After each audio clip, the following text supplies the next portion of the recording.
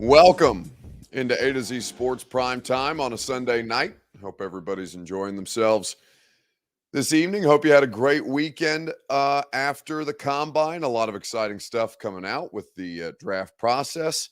Now in full swing, the machine is grinding closer and closer to the actual draft event, and we can start to talk about free agency and certain players, and certainly players who will be on the roster in the coming months for every NFL team.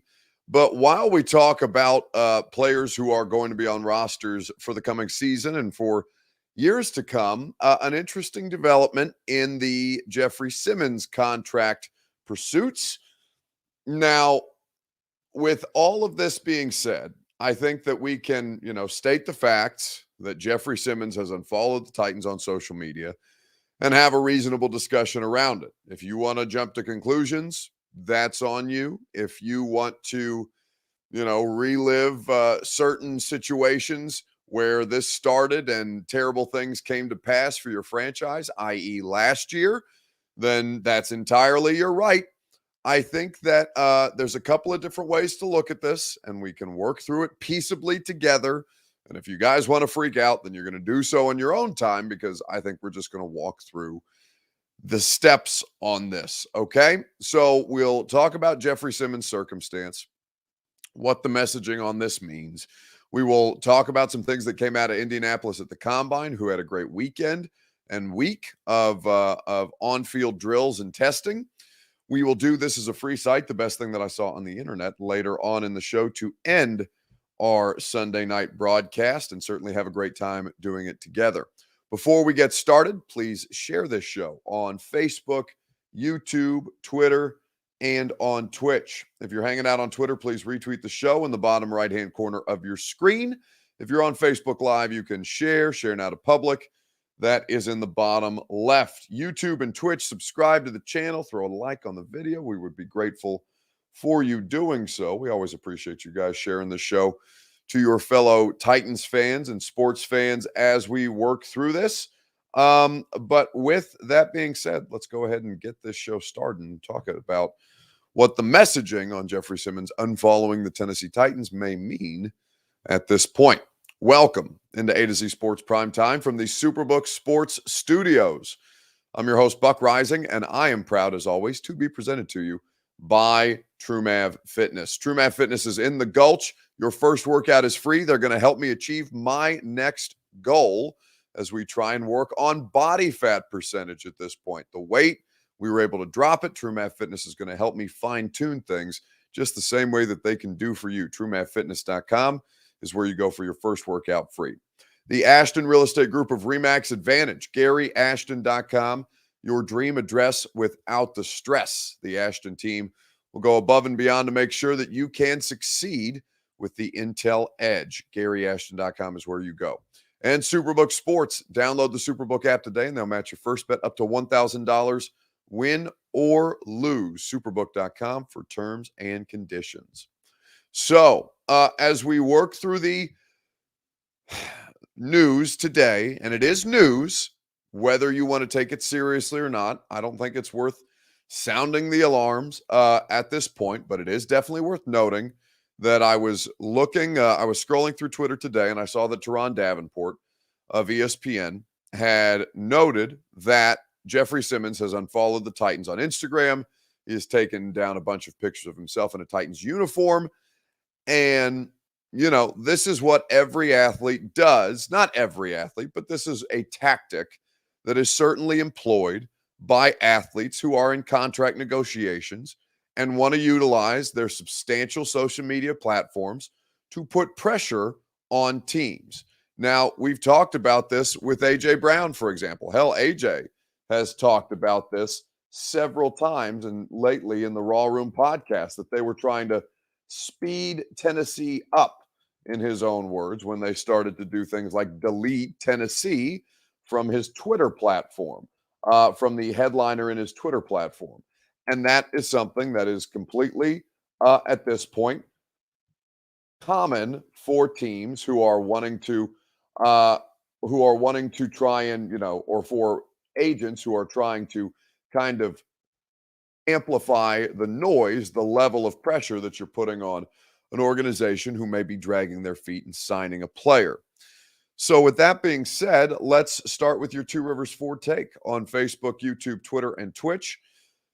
Big deal, little deal, no deal. Jeffery Simmons unfollowing the Titans on social media. Big deal, little deal, no deal. We will talk about it together right after I remind you that the Two Rivers Ford take is made possible by Two Rivers Ford. They always sell all non-specialty new Fords below MSRP, whether you are buying them on the lot or whether you're custom ordering yours the way that I did as a Two Rivers Ford customer. You will always be satisfied with the car buying experience. Two Rivers Ford in Mount Juliet or online at tworiversford.com.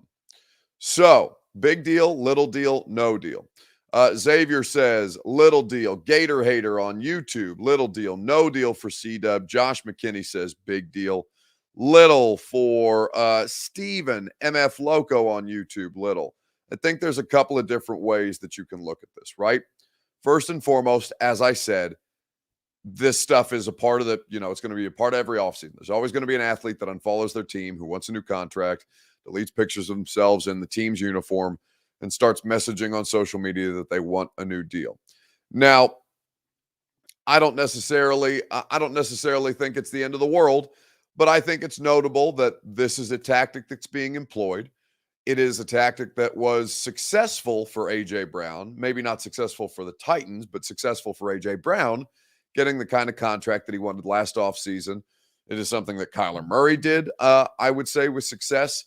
Deebo Samuel, a little different situation, but ultimately did get the kind of compensation it seems that he was looking for. So I think that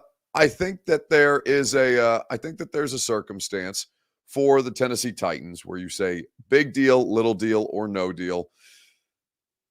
Little deal that Jeffery Simmons is starting to trend in this direction. I don't think that it's, a red alert around the Titans facility. I'm sure that it was something that they were prepared for. I'm sure that it's something that there's a playbook for now, given particularly this organization has already been through it and fouled it up. MB says AJ unfollowed the Titans. He deleted the word Tennessee from his Twitter bio. I can't remember if he specifically unfollowed the team, but there was definitely directives that he was taking on social media to bring attention to the fact that A.J. Brown was slightly displeased with the circumstance of his contract negotiations. I think that there's a couple of different ways that you can, process that.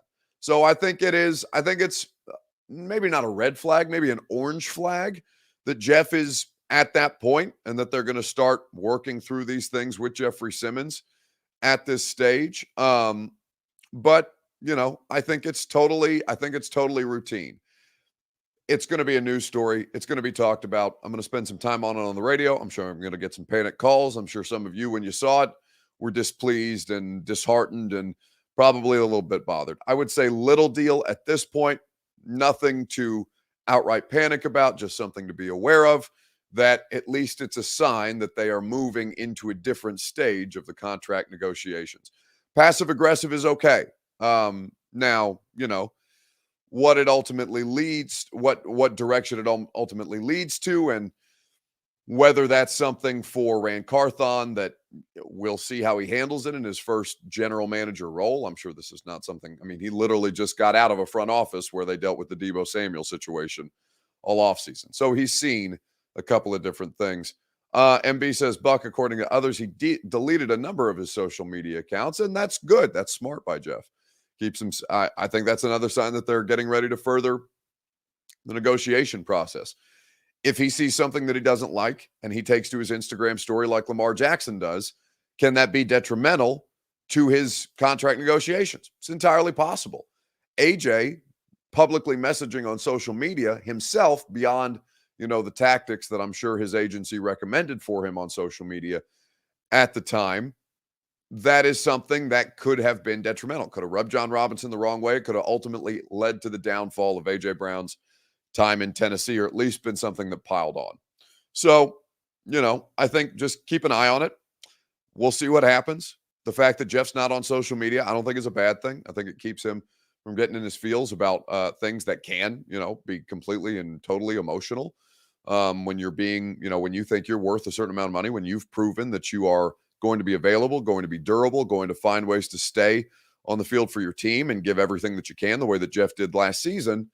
Um, I think that those things, when somebody's across the table from you and your representation telling you, oh, yeah, that's great, but it's not worth as much as he thinks it is, it can, lead to some poor decision making, especially when the internet is as reactive as it is. So we'll see what happens with Jeff Simmons. I don't think it's a big deal right now. I think it's a little deal just for the purpose of it being an advancement in the story.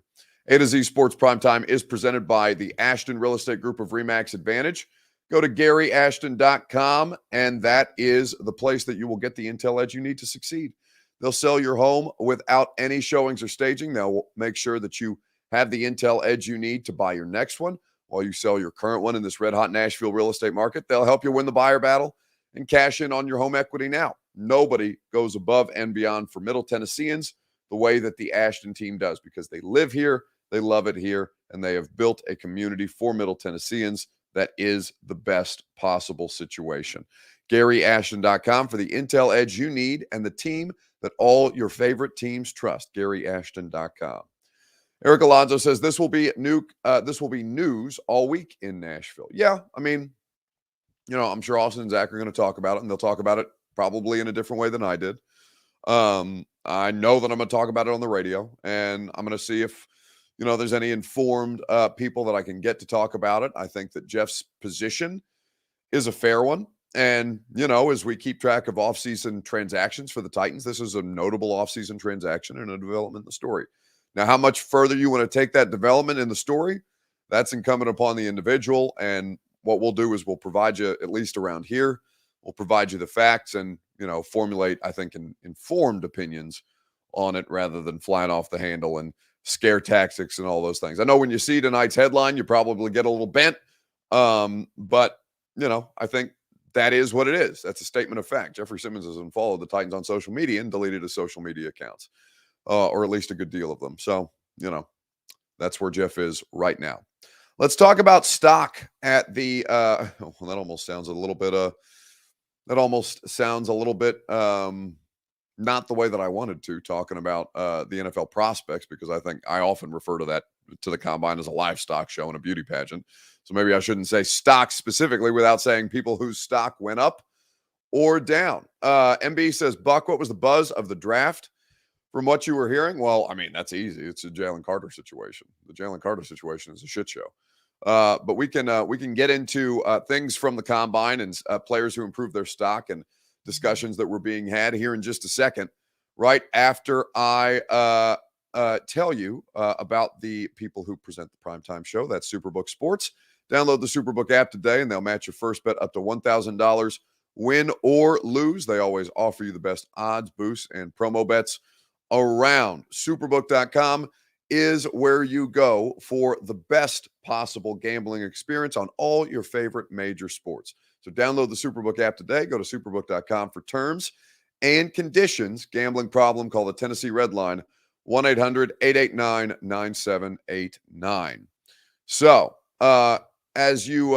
so different things from the combine, and the question that I'll ask you guys is this in the comment section: who had the best weekend at the NFL combine? MB was asking about things that I heard up there in Indianapolis. Obviously, the Jalen Carter situation is really, really complicated. And his statement saying that he did not believe that all the reporting on his charges and his arrest were accurate about his involvement in a situation that saw 2 lives lost, one of a teammate, one of a recruiting staffer from Georgia, racing apparently in the streets of Athens, that ultimately caused a car wreck and the 2 lives lost of those 2 individuals. So Jalen Carter, obviously, that happening 10 minutes or being broken 10 minutes before he was set to appear on the podium, that was a huge talking point at the NFL draft, because not only does it become about the legal situation, but obviously now this starts to involve a lot of different teams who are looking around at the Bears pick, for example, saying, Well, the Bears have a need at interior defensive line. That's regarded as one of the best talents, if not the single best talent in this year's NFL draft. Jalen Carter is. So, how much does that affect the way that teams will look at the Bears pick, package things to put together for the Bears? If, say, you're Indianapolis and trying to leapfrog Houston for the services of quarterback to get up to the number 1 overall pick, how much does Jalen Carter's circumstance impact that when it's purely a football discussion? Now, obviously, it's not purely a football discussion. There's anytime the legal process is caught up in this, there's going to be a wrench here and there that's thrown in that causes teams to view things differently than they might have, or maybe take a risk on a player who, they think the talent is worth I don't want to be blasé about it, but the juice is worth the squeeze, for lack of a better term. Carmela says, oh my God, no, on the Jeffery Simmons thing. Stop letting good key players go. Corey D. Jackson says, God, no, don't take the Kool-Aid. I assume that we're talking about the draft Kool-Aid at this point. I think that there's a couple of different things from this that are going to be interesting. Now, when it comes to the best weekend, I think there's a couple of players that come to mind, or who had the best results from the combine. I think overall, there's a couple of different players that you look at. Hendon Hooker, who's dealing with the injury situation. Positive reports saying he's going to be ready for week 1 with the ACL tear. From Ian Rappaport today, Anthony Richardson testing out freakishly. Nolan Smith, the Georgia linebacker, who missed the vast majority of their season with a pec injury, I think is a good one to come to mind. Now, we all knew that this was going to be the case, but Anthony Richardson testing as well as he did, I think is very, very notable. It looks like he was always going to be a first-round pick, it seems, coming into this. Teams are salivating over the idea of what they can do with Anthony Richardson. And we knew that he was going to be, we know that he's freakish as far as his gifts are concerned. So we knew he was going to test out well. But when Anthony Richardson had the kind of vertical leap or vertical jump, 40 time, all these different things that we saw and put on paper, even understanding that it sounded like a lot of the scouts considered this a fast track at Lucas Oil for the 40 times in particular, there's no denying that Anthony Richardson is going to now be a top 15 pick. Guys, one of the bigger stories coming out of this combine has been the rise of Anthony Richardson, the Florida quarterback. I think we all knew, anyone who watched him knew, that he is someone just based on his skills, his athleticism would blow up the combine. I'm not even sure, to me, and I knew this coming in like you guys did, I'm not even sure I realized just how much of a difference it would make. I've been out seemingly every night. I've been talking to a lot of people, general managers, scouts, head coaches. Anthony Richardson has probably been the most talked about player here, and we've seen a lot of really good ones. C.J. Stroud, as DJ mentioned, with a great throwing session yesterday.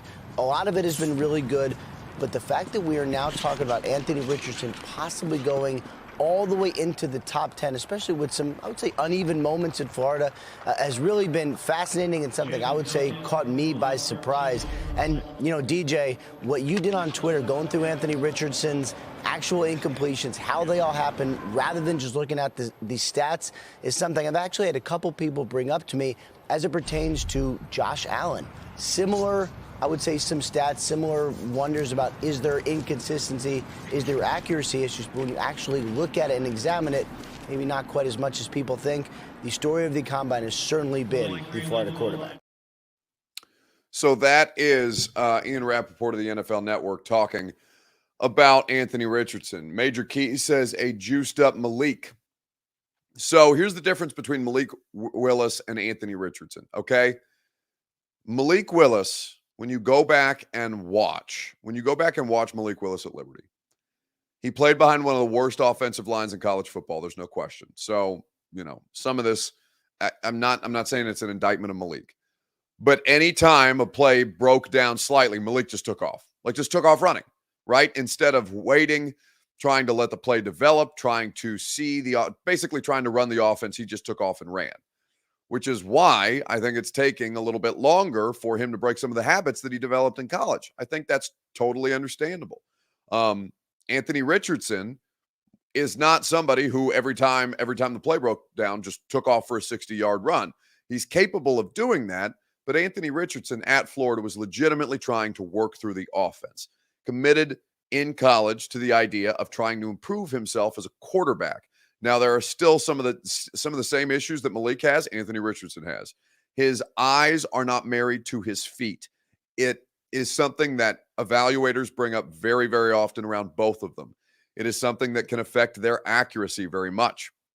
It is something that they need to show, both of those players, that they can do at the next level, because they're going to have to throw with touch at certain points and not just rifle a ball down the field. Anthony Richardson said this week at the Combine, when we were up there for his media availability on Friday, and I'm paraphrasing here, but essentially that the best way that he's found to improve his accuracy is just to rip the ball in there, like absolutely laser it. And if the wide receiver doesn't catch it, it's on them. Now, he's obviously, I think, going to not, that's not a comment I think that he should have made, because it does speak to an idea that he needs to, there's more that he needs to develop, and I think he needs to be a little bit more aware about where his deficiencies lie. Now, it's not like he said anything that's going to completely damn him. It's not going to hurt his draft stock at this point. Teams who want to take a chance on Anthony Richardson being, the next Josh Allen or Cam Newton, that's all well and good. Josh Allen, though, was a more developed prospect than Anthony Richardson was at the time, even though the inaccuracies are something that gets brought up: the size, the physicality, the speed. I think that when you watch Anthony Richardson at this point, there is a substantial difference between the development of the player, the habits that they're trying to create for themselves in Richardson, than was Malik Willis, even though a lot of the Malik Willis narratives are being used around Richardson at this point. So, something to keep in mind. Naraya, forgive me if I've mispronounced the first name, Mitchell on Facebook: Willis did flash in the preseason.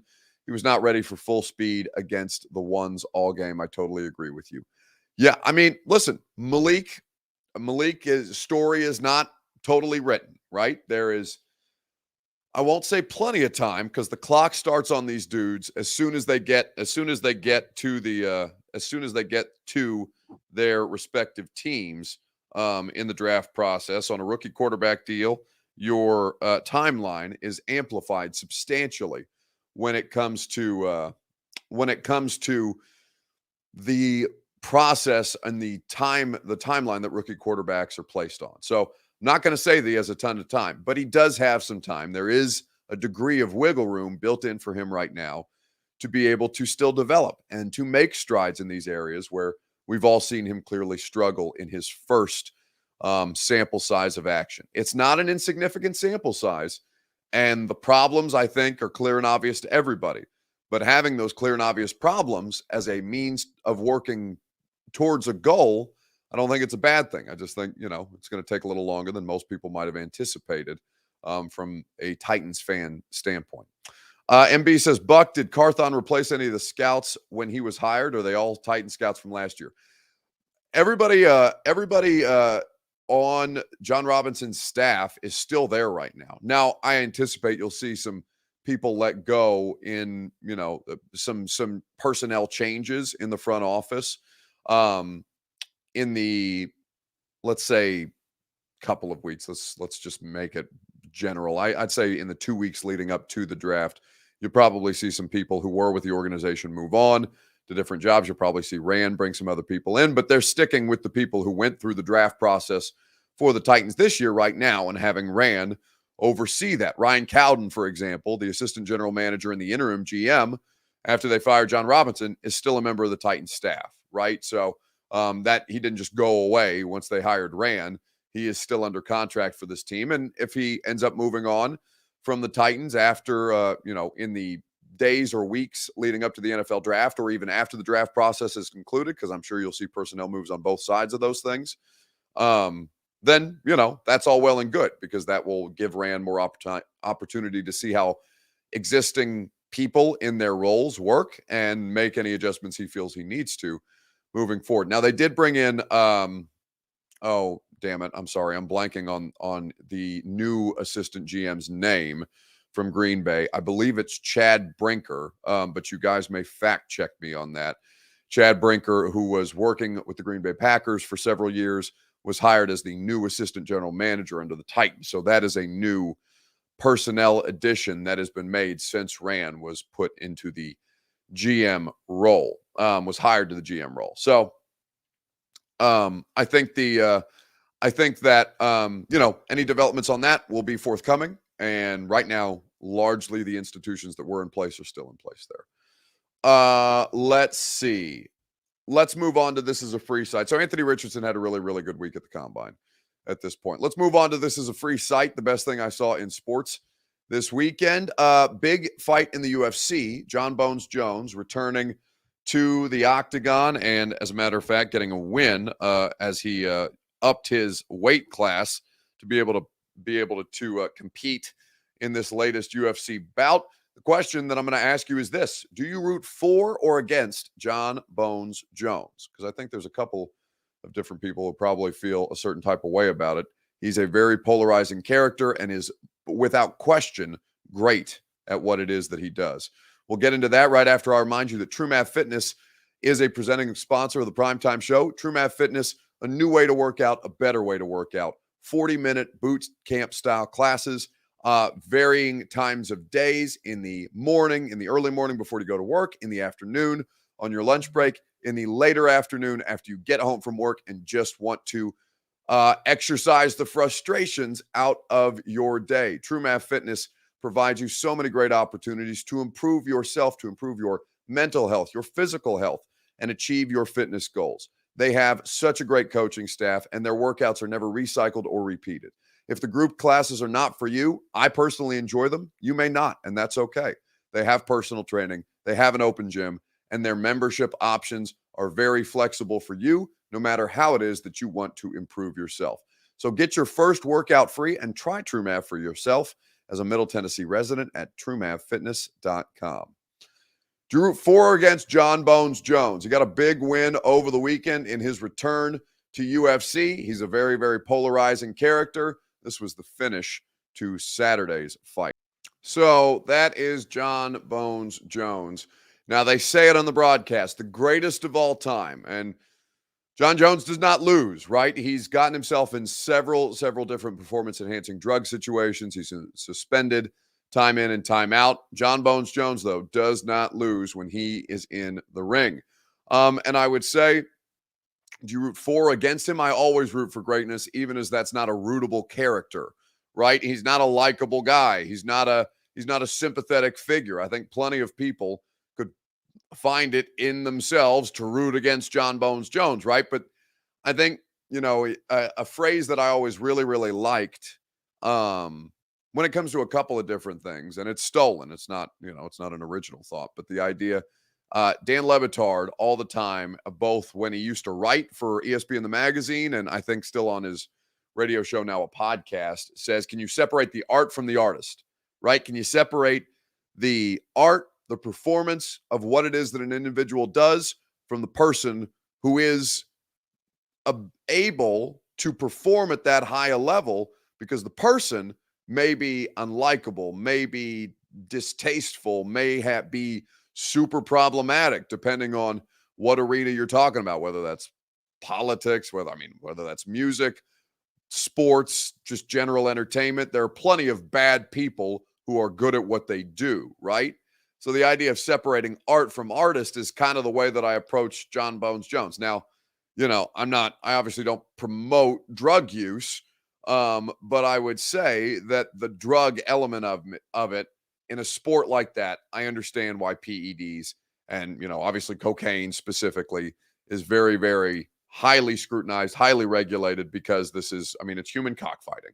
So anything in that circumstance that could cause a person to go too far can cause a person to do, truly life-threatening damage in a situation like that. In the fight game that way, you understand why it is very, very much a sore subject and why they need to handle Bones Jones the way that they do. But it doesn't mean that I can't enjoy him as a performer, as an entertainer, as an athlete, because there is no disputing that this man is spectacular. It's been an honor to watch you become the heavyweight champion, and I can't wait to see you again. Welcome back, and congratulations on achieving your goal. Last thing. So that is John Bones Jones. Blake Dodd says, human cockfighting. Are you effing kidding me? Blake, what do you think UFC is? I mean, what's the difference between, dog fighting, cockfighting, and UFC? One of those three things is legal and the other two are not. You know what I'm saying? Like, there's not that much difference. They're just beating the holy shit out of each other for money. I don't understand. One, that doesn't, I'm not saying that I'm opposed to it by any stretch of the imagination. I mean, I am opposed to cockfighting and dogfighting, obviously, but the UFC, they're two discerning individuals making the decision to earn their money, to make their living, beating the holy shit out of another man or woman. In the case of the women's fight game, that's all well and good. Now, if you want to take that as an assault on your masculinity, then I would say to you, what are you getting so bent out of shape for? And are you, in fact, as masculine as you think you are, when all I've said about your sport or your favorite sport or sport that you like is that it's human cockfighting?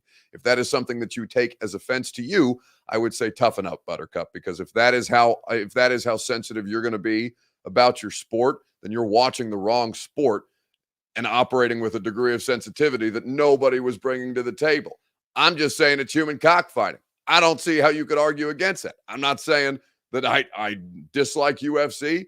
I'm just saying when I'm watching dudes knee each other in the face, how else am I supposed to do the analysis other than human cockfighting? So if you want to be soft and you want to be a whiner about these things and you want to be like, oh, that guy doesn't know what he's talking about, or that guy's soft because he thinks it's human cockfighting, I would say to you, do you not know what it is the hell that you're watching? Like, it's the dirtiest of the sporting events. It's the fight game, for God's sakes. Do you know nothing about what it is that you're consuming? That's all I'd say to you. All right. Productive show. I think that's going to do it for us tonight on A to Z Sports Prime Time. We always appreciate you guys spending some time with us here on the show. Sunday through Thursday evening is where you hang out with us and subscribe to the channel so you can get the primetime show in the morning, or rather the A to Z Sports show in the morning. You can get the primetime show every Sunday through Thursday night. Although my vacation is coming up because I've got a little time between the combine and the franchise, or rather the free agency period. Franchise tag is on the horizon. So going to have a couple of days off of primetime and the radio show this week, but we will certainly be here with you tomorrow night and Tuesday night as well before I, hit the slopes for a little bit. I'm gonna go on a ski trip. Very much looking forward to that. Been a little while. Hopefully I don't blow out my knees. I think that's entirely possible, but if I come back with a blown out ACL, maybe some of you get a kick out of that and we can turn it into a bit. Who's to say? Have a great rest of your evening. Talk to you tomorrow on the radio show. A lot more combine discussion and probably talking about Jeff Simmons there too, from 10 to 1 on 104.5 The Zone. See you guys. Are you surprised to hear that? Certainly not. The first year we took it to the limit. And I was in Miami with my new beach house. Well, it was a couple minutes from the beach. It's been 20 years since then. We haven't been too strong in the last few years. Oh, we've been strong. We're just playing by the rules. You can't have a newcomer come in and steal a show.